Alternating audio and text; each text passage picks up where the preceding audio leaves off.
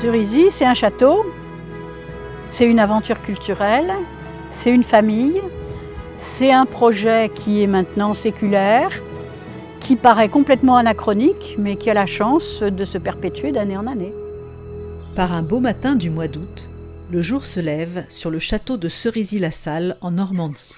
Ce château du XVIIe siècle accueille 20 à 25 colloques par an sur des thèmes très variés. Des colloques d'une semaine ou même de 10 jours.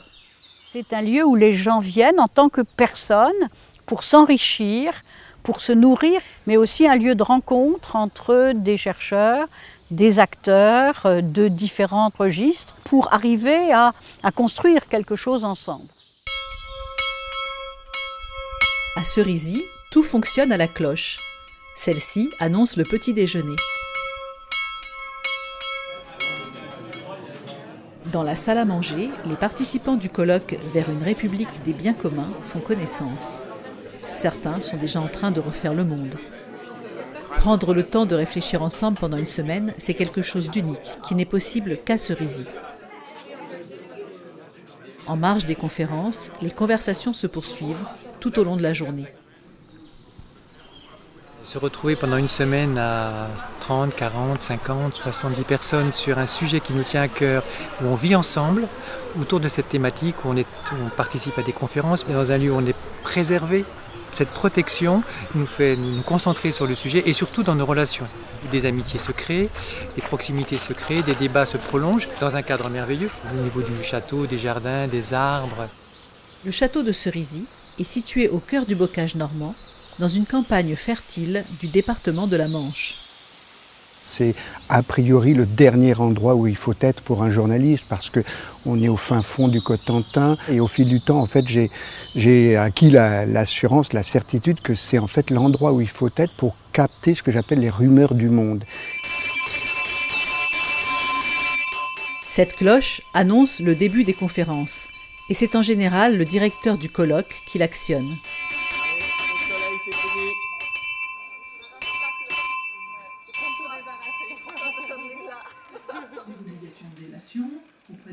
Edith Ergon assiste à presque tous les colloques de Cerisy. Le principe, c'est de réunir à la fois des intellectuels, des scientifiques, des étudiants, des artistes et des acteurs de la société civile pour donner un sens au monde en mutation. Chaque colloque demande 2 ans de préparation et donne lieu à la publication d'un livre.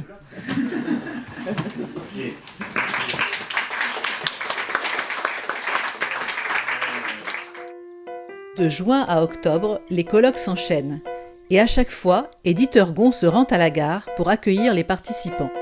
C'est le premier rite de Cerisy. Ma mère faisait déjà arrêter le train à la petite gare de Carantilly-Marigny. Elle était amie du président de la SNCF, Louis Armand, à l'époque. Et moi, je fais arrêter le train le jour de l'arrivée du colloque à la petite gare de Carantilly-Marigny. Mais maintenant, je dois négocier avec la région, avec la SNCF. Mais le train s'arrête. Il y en a 2, vous voyez 3.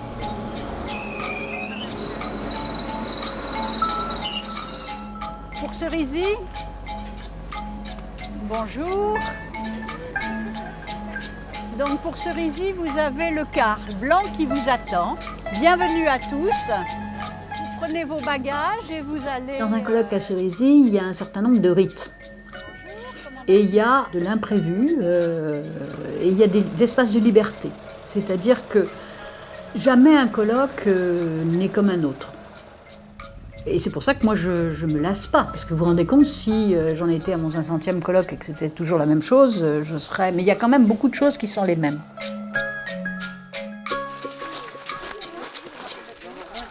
La famille d'Edith Ergon met les lieux à disposition de l'association Les Amis de Pontigny-Cerisy, qui anime le centre culturel. Deuxième rite, le soir venu, les participants se réunissent dans le grenier du château. Donc la coutume de ces soirées de présentation, c'est de vous dire d'abord quelques mots du lieu dans lequel vous vous trouvez et de la tradition culturelle, l'aventure culturelle et familiale que nous y poursuivons depuis quelques 106 ans.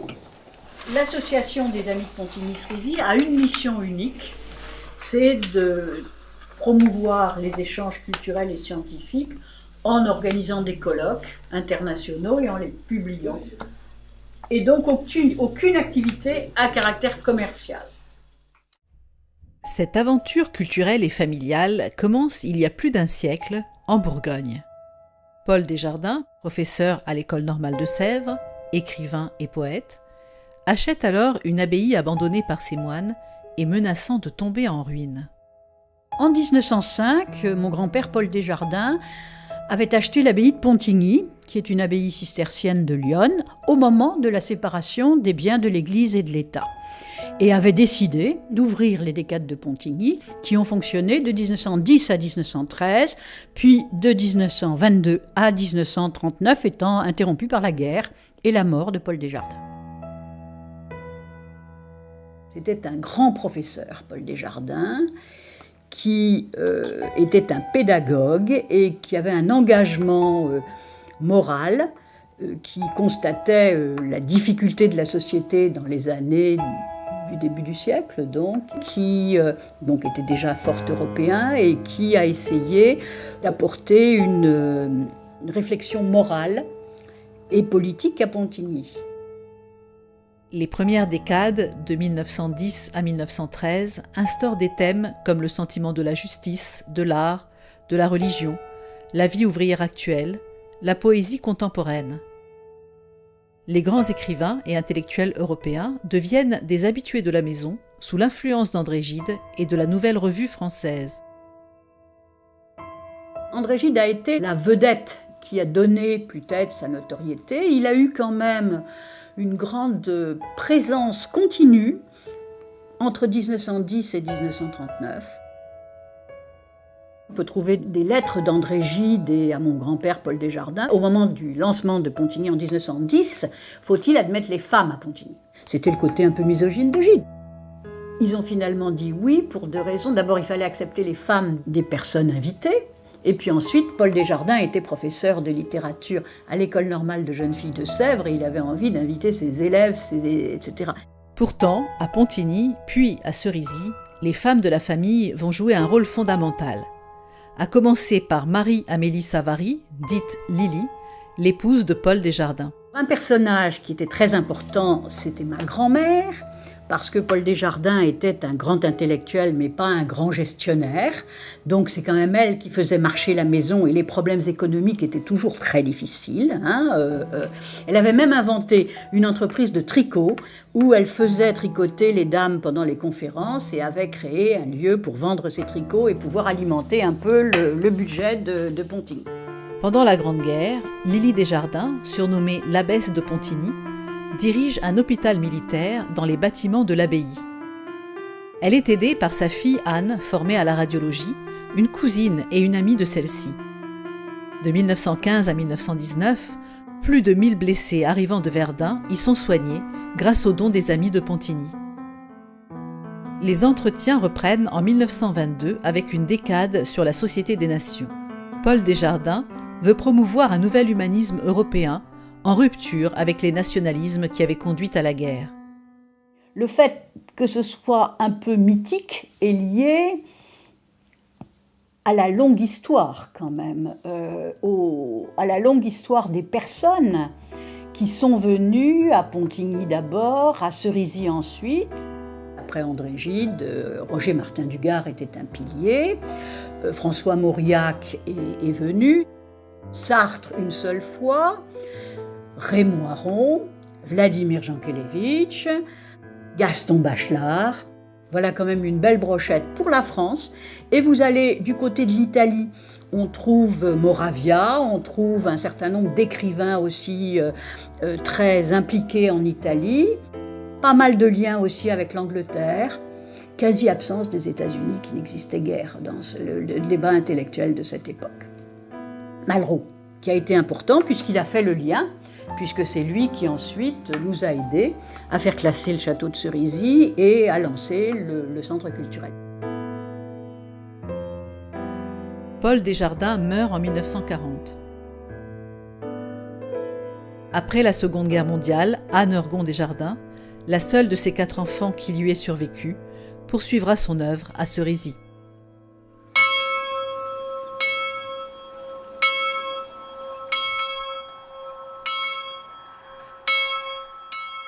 Il n'y a pas de pendule à Cerisy, il n'y a pas d'heure à Cerisy. Les heures ne figurent nulle part, mais il y a des cloches.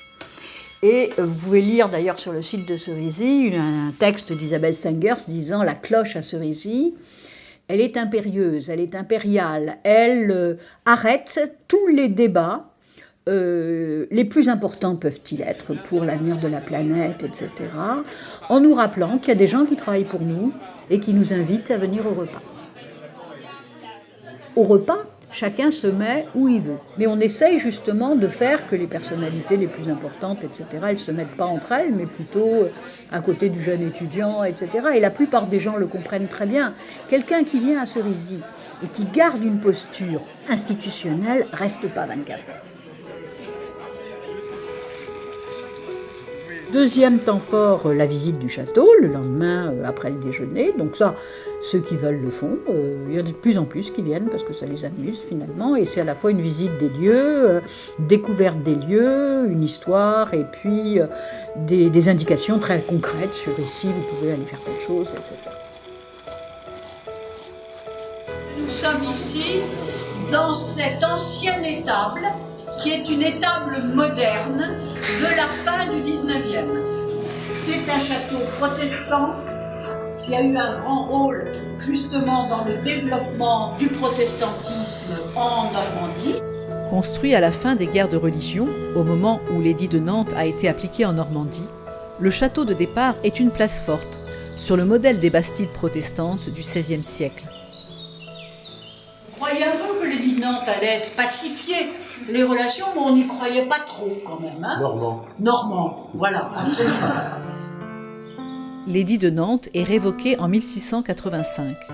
Les propriétaires du château, fidèles au protestantisme, s'exilent ou se cachent, sauf l'un d'eux qui abjure et hérite de la seigneurie. Son fils, devenu évêque, ornera la demeure protestante d'un clocheton épiscopal. Agrandi en 1756, le château devient à la Renaissance une demeure de plaisance ouverte sur le paysage. En 1819, il entre dans la famille d'éditeurs Gon par la branche maternelle. Son ancêtre, Joseph Savary, capitaine des armées de Napoléon, l'acquiert pour 40 000 écus. Le site a été classé d'abord dans un premier temps avec André Malraux, puis dans un deuxième temps, en 1994, un classement intégral du site pour la qualité de ses bâtiments et l'intérêt des activités intellectuelles qui s'y passent. Donc c'est un classement qui articule le bâtiment et l'activité, ce qui est exceptionnel. Donc l'important de cette visite, c'est aussi que vous sachiez où vous pouvez aller et repérer en fonction de ce que vous pouvez faire. Vous avez des raquettes de ping-pong et des balles de ping-pong qui sont là. Vous pouvez crier, avoir de la musique, faire du ping-pong toute la nuit sans déranger ceux qui veulent se reposer. No, you have to be separated. Like, be in the two Americans. Beer pong guys. Le ping-pong, ça va? Alors c'est une pièce où maintenant nous ne faisons plus de colloques, nous faisons des soirées, ce sont des récitals, nous faisons des jeux et puis vous pouvez venir si vous avez envie de vous y tenir à quelques-uns. En 1952, Anne Heurgon Desjardins, représentée sur ce tableau, installe les décades de Pontigny au château de Cerisy. Ma mère, quand elle a créé Cerisy, c'était son affaire. Hein? Elle venait de divorcer et elle a consacré les 25 dernières années de sa vie à Cerisy. C'était un apostolat, enfin, c'était une passion. Elle a conduit une opération de reconstruction complète du château qui avait été occupé par les Allemands et qui était en piètre état. Elle disait toujours, moi mon rôle c'est d'unir les hommes. Enfin bon, c'était donc la rencontre, l'amitié. Et une grande ouverture d'esprit de 52, au début de 52, où elle a essayé d'innover en faisant venir le groupe tel quel, la nouvelle critique, le nouveau roman. Elle a été la psychanalyse qui n'avait pas droit de citer à Pontigny, les questions scientifiques. L'acte fondateur de l'Oulipo en 1960 par Raymond Queneau et le Collège de Pataphysique se passe à Cerisy. En 1972, un colloque notoire sur Nietzsche réunit les philosophes Deleuze, Lyotard et Derrida. La textique, la science du texte, une discipline inventée par l'écrivain du nouveau roman Jean Ricardou, donnera lieu à 28 séminaires à partir de 1989. Alors qu'à Pontigny, on se demandait s'il fallait accueillir les femmes, le centre culturel de Cerisy a été créé par une femme, Anne Heurgon Desjardins. Elle le dirigea pendant 25 ans avant de passer le flambeau à ses filles, Édith Heurgon et Catherine Peyroux.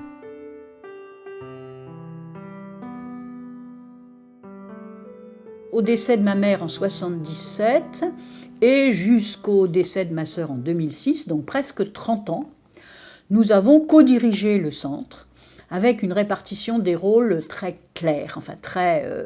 Moi, je m'occupais des colloques et des livres et elle s'occupait plutôt de la maison. Moi, personnellement, j'ai élargi beaucoup dans le domaine des sciences, des sciences appliquées, de la gestion, de la relation avec les entreprises et les territoires. Et ça a été tout un autre public qui, à ce moment-là, est arrivé à Cerisy. Après le décès de Catherine Peyroux en 2006, Jacques Peyroux, son mari, déjà trésorier de l'association depuis 30 ans, la remplace. Il secondera Édith Heurgon jusqu'à la fin de sa vie en 2015. Avec l'aide de toute une équipe, Édith Heurgon continue l'œuvre de son grand-père et de sa mère en organisant des colloques sur des thèmes encore plus variés, de la danse au jardin, du numérique au bien commun. Credo che la cosa principale e che rende Cerisy speciale è l'atmosfera che si crea qui. E siamo tutti un po' fuori del mondo, in un antico castello, ci sono le fotografie di chi è stato qui negli anni passati, e sono tutti grandi uomini e grandi donne, quindi si crea un'atmosfera molto cameratesca, c'è molta fiducia reciproca, le porte non hanno le chiavi, è un posto che segna. Secondo me quando ci ritroveremo fuori di qui fra qualche tempo ci riconosceremo come quelli di Cerisy di questo colloquio qui. Donc on est porté aussi par tout ce qui s'y est passé dans ces lieux, à travers les décades de Pontigny, les semaines de Cerisy, tous les penseurs, les artistes, les philosophes qui sont venus. Et ça traverse les murs et ça nous porte. Le lendemain, le colloque se poursuit hors les murs. Les participants vont passer une journée dans l'archipel de Chausey pour voir en quoi ces îles normandes sont un bien commun. À chaque fois que c'est possible, j'essaye de faire un lien avec la Manche, le département. Nous essayons de jouer quand même le fait que Cerisy, c'est en Normandie et que ça peut aussi intéresser des gens locaux. Souvent, dans nos colloques, il y a des demi-journées de congé, de détente, où les gens vont se promener. Là, c'est joindre un peu l'utile à l'agréable. On fait une excursion, mais on la finalise par rapport à un sujet qui intéresse le colloque. Chausey est le plus grand archipel d'Europe. La Grande Île appartient en partie au Conservatoire du Littoral, qui assure la préservation du bien commun maritime. Culture marine, biodiversité, mouillage, comme il le fait pour 70 autres sites de Normandie. Les propriétaires privés préservent le bien commun terrestre, restauration des paysages et des bâtiments, régénération des landes. Ils ont fait classer le site et le recensement des espèces protégées est en cours. L'archipel de Chausey est donc le lieu idéal pour traiter de la question du bien commun. Avec ce colloque, en fait, on est en train de fabriquer une utopie. Et une utopie, c'est pas quelque chose d'irréalisable, c'est quelque chose d'irréalisé. Et donc, mon point, c'est on est comme dans le processus même du monde industriel. On est là en recherche fondamentale. Depuis sa création, le Centre culturel a accueilli 700 colloques et publié 550 ouvrages chez des éditeurs différents.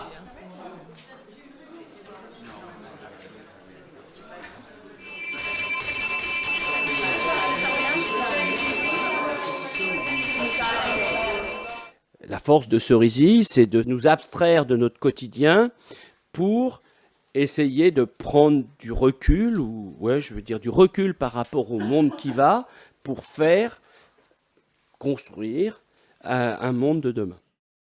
Cerisy, on n'est pas hors du monde, on est hors de son quotidien habituel.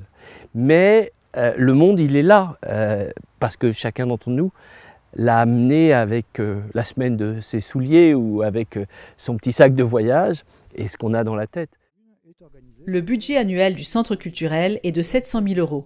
Il est financé à 85% par les frais de participation et pour environ 15% par des subventions publiques. Les universitaires, qui sont quand même majoritaires dans l'organisation des colloques de Cerisy, comprennent en général assez bien les colloques qu'ils doivent faire dans leurs universités et les colloques qu'ils peuvent faire à Cerisy et qui relèvent d'un grand élargissement. Et ça, c'est important. Et c'est là-dessus que je me bats, parce qu'à Cerisy, il y a des contributeurs, mais il y a des auditeurs, plus que des contributeurs. Et à Cerisy, il y a des acteurs sur les sujets qui peuvent le faire. Sur un colloque sur le commun, il y aura des acteurs, des luttes sociales, il y aura des politiques. Sur les jardins, à chaque fois, on essaye de mettre des paysagistes, des artistes, etc.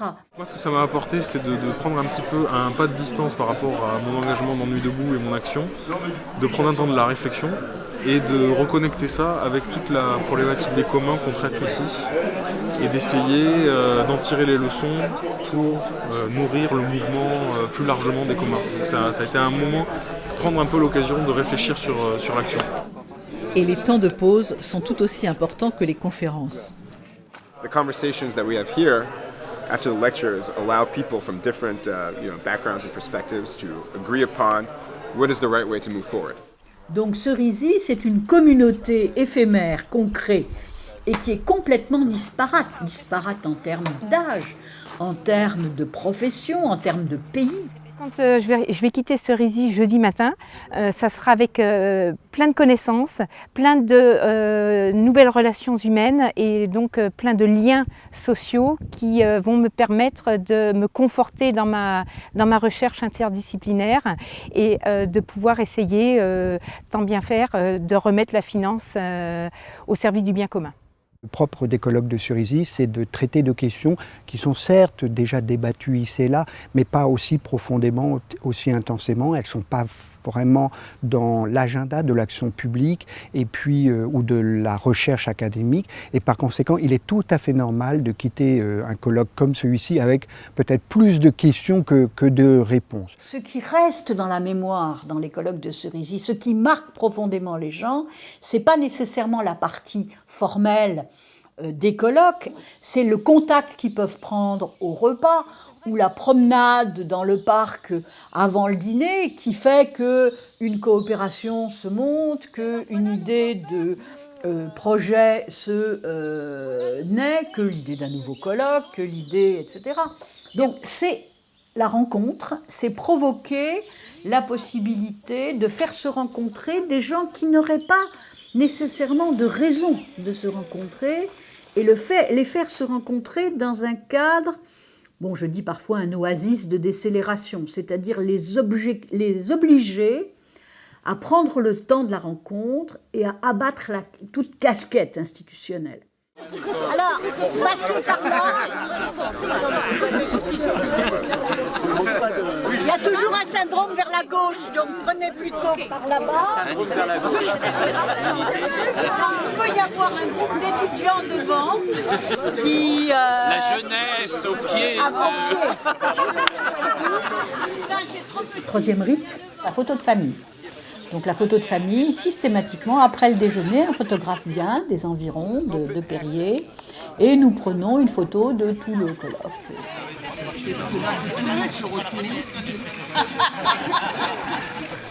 On n'a pas besoin de se taire. Non, mais c'est la charge. Tu peux parler mais sans bouger de...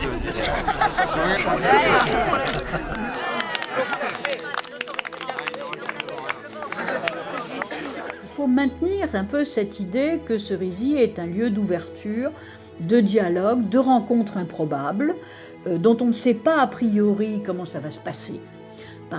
Et où le lieu joue un rôle absolument considérable. Ça, je m'en aperçois à mesure que je vieillis et que le temps dure, c'est à quel point le château est un allié pour créer des conditions où les gens se rencontrent, et je le dis un peu naïvement, deviennent plus intelligents ensemble. L'esprit des décades de Pontigny souffle encore sur les colloques de Cerisy, et la 4e génération est prête à prendre la relève. D'ici 5 ans, le neveu d'éditeur Gon, Dominique Peyroux, prendra la direction du centre culturel, avec le soutien de sa sœur, Anne Peyroux-Bas, et de toute la famille. Cerisy, pour moi, c'est aussi une aventure historique et familiale, donc, qui remonte à plusieurs siècles. Donc il y a, à partir du moment où on fait vivre Cerisy, où il est comme quelque chose, un ingrédient magique qu'on transmet de génération à génération, à mon avis, c'est là qu'on peut y trouver son intérêt en motivant les générations qui suivent. Aujourd'hui, le projet culturel, il est fort et je pense qu'il va continuer. Il faut faire en sorte qu'il continue.